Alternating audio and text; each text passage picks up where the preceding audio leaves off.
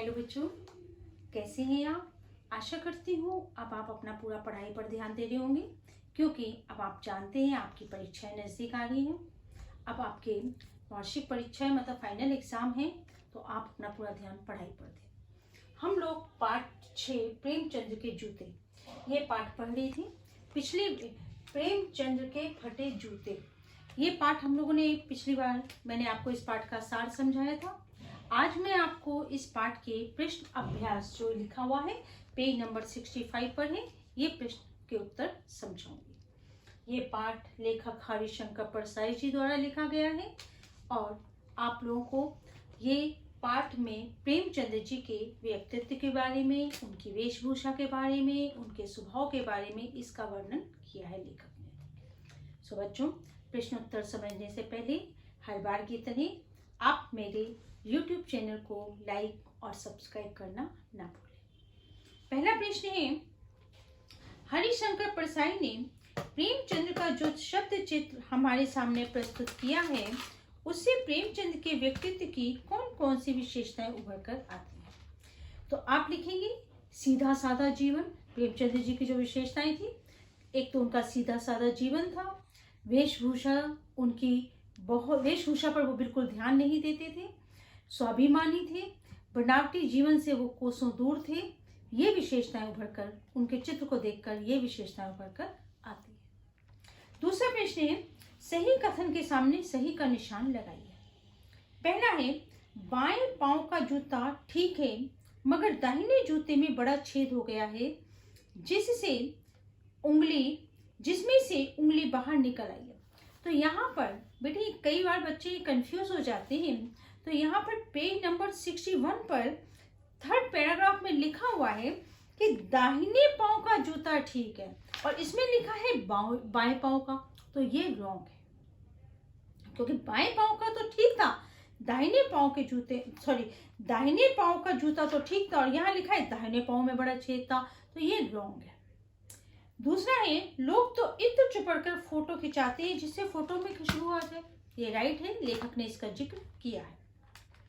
तुम्हारी यह व्यंग मुस्कान मेरे हौसले बढ़ाती है, राइट, क्योंकि उनकी जो व्यंग मुस्कान है उससे लेखक के हौसले बढ़ते हैं कि ये व्यंग मुस्कान क्यों है। अगला है, जिसे तुम घृणित समझते हो उसकी तरफ अंगूठे से इशारा करते हो, ये राइट है, रॉन्ग है, क्योंकि उंगली से इशारा करते हैं, इसमें लिखा है अंगूठे से, तो ये आपके सही और गलत के निशान रखेंगे। प्रश्न नंबर 3 में जो है का खा गा 3 भाग है। पहला है, क्वेश्चन है, नीचे दी गई पंक्तियों में निहित व्यंग्य को स्पष्ट कीजिए। जूता हमेशा टोपी से कीमती रहा है, अब तो जूते की कीमत और बढ़ गई है और एक जूते पर 2500 टोपियां निछावर होती है। ये बात सही है कि जूता सदा ज्यादा कीमत रखता है और जो जूते को ठोकर मारना जानते हैं टोपी वाले उनके आगे झुकते हैं और अब तो जूते की ताकत और बढ़ गई है।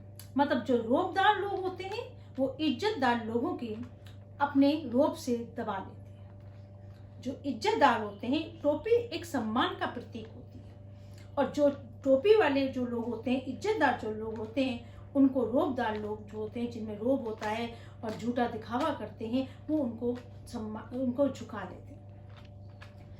अगला है, तुम पर्दे का महत्व नहीं जानते, हम पर्दे पर कुर्बान हो रहे हैं। यहाँ पर पर्दे का महत्व है कि लोग पर्दे के पीछे पता नहीं क्या क्या कारनामे कर जाते हैं और तुम पर्दे का महत्व नहीं समझते। लोग फोटो खिंचाने के लिए लोगों से किसी जूते मांग लेते हैं, कपड़े मांग लेते हैं, यहाँ तक कि लोगों से मोटर कार वगैरह मांग लेते हैं केवल दिखावा करने के लिए। घर में उनके कुछ हो या ना हो, लेकिन दिखावा बहुत करते हैं और तुम जो है पर्दे का महत्व ही नहीं समझते। जैसे भी तुम बैठे होते हो वैसे ही बाहर आ जाते हो। तो थोड़ा सा अपना पर्दे का महत्व रखो, क्योंकि पर्दे में रहकर कई बातें जो होती हैं ना भी दिखानी हो वो भी आप दिखा जाते हो जो नहीं दिखानी चाहिए। लोग इसका बहुत दिखावा करते हो और तुम बिल्कुल दिखावा नहीं करते। जिसे तुम घृणित समझते हो उसकी तरफ हाथ की नहीं पांव की उंगली से इशारा करते हो। जिसे तुम अच्छा इंसान नहीं समझते उसकी तरफ तुम जो है पांव की उंगली से इशारा करते हो, क्योंकि तुम उसको अच्छा नहीं समझते हो और तुम उस पर व्यंग कसते हो। तो ये तीनों पार्ट थे आपके क्वेश्चन नंबर 3 के। क्वेश्चन नंबर 4 है, पाठ में एक जगह पर लेखक सोचता है कि फोटो खिंचाने की अगर यह पोशाक है तो पहनने की कैसी होगी। फिर अगले ही पल में विचार बदलता है कि नहीं, इस आदमी की अलग अलग पोशाकें नहीं होगी। आपके अनुसार इस संदर्भ में प्रेमचंद के बारे में लेखक के विचार बदलने की क्या वजह हो सकती है? तो प्रेमचंद जी की वजह ये हो सकती है कि प्रेमचंद जी जो थे वो दिखावा नहीं करते थे। लोग घर में कुछ और कपड़े पहनते हैं, बाहर जाते हैं कुछ और कपड़े पहनते हैं। कई लोग वेशभूषा पे बहुत ध्यान देते हैं, लेकिन प्रेमचंद जी जो थे वो जो है घर में भी वही कपड़े पहनते थे और बाहर भी वही कपड़े पहनकर जाते थे, क्योंकि उनको दिखावा पसंद ही नहीं था। वो तो बनावटीपन जीवन जीते ही नहीं थे, वो जैसे थे वैसे ही रहना पसंद करते थे। अगला प्रश्न है, आपने यह व्यंग पढ़ा, इसे पढ़कर आपको कौन सी बातें आकर्षित करती हैं? तो यहाँ पर हमें प्रेमचंद जी की जो है उनका स्वाभिमान, उनका जो है सीधा साधा जीवन, ये सब बातें बहुत आकर्षित करती है। टीले शब्द का प्रयोग, यहाँ पर टीले शब्द का प्रयोग कठिनाइयों के लिए किया गया। पाठ में टीले शब्द का प्रयोग किन संदर्भों को इंगित करने के लिए किया गया? तो पाठ में टीले शब्द का प्रयोग कठिनाइयों का लिए किया गया है कि प्रेमचंद जी जो थे वो कठिनाइयों का सामना करते थे और कठिनाइयों से जो परिस्थितियां उनके आगे आती थी उसका मुकाबला करते थे, पीछे नहीं हटते थे और ना वो परिस्थितियों से समझौता करते थे। एक जगह लिखा है कि लेखक ने कि सभी नदियां पहाड़ नहीं तोड़ती, कुछ रास्ता बदल के भी चली जाती हैं, लेकिन प्रेमचंद जी ने उन परिस्थितियों का सामना किया, उन कठिनाइयों का सामना किया जो उनके जीवन में आई। यहाँ पर एक क्वेश्चन है जो क्वेश्चन नंबर 8 है, रचना और अभिव्यक्ति के आधार पर। ये क्वेश्चन नंबर 8 में आपको इसका आंसर समझा रही हूँ। आपकी दृष्टि में वेशभूषा के प्रति लोगों की सोच में आज क्या परिवर्तन आया?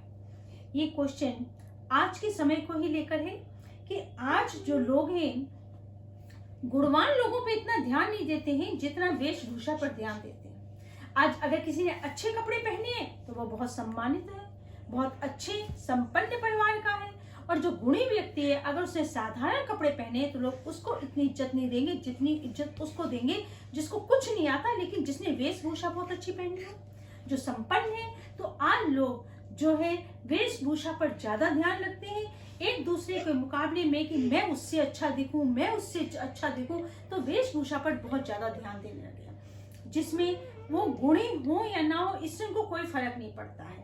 बस कपड़े अच्छे होने चाहिए, जूते अच्छे होने चाहिए, अच्छी गाड़ी हो, अच्छा सब कुछ हो, बस ये सब दिखावा। आज के समय में दिखावा जो है वो इतना बढ़ गया है कि लोग गुणी लोगों को तो ध्यान नहीं देते, लेकिन आज सम्मानित लोग वही माने जाते हैं जिसके कपड़े अच्छे हैं, अच्छे परिवार से है, अच्छा रहन सहन है, उसको ज्यादा लोग इज्जत देते हैं। तो इस पाठ के माध्यम से लेखक ने प्रेमचंद जी के बारे में बताया है कि दिखावा नहीं पसंद था, कोसों दूर थे दिखावे से और बनावटीपन नहीं जीते थे। तो ये पाठ के प्रश्न उत्तर थे जो मैंने अभी आपको समझाए।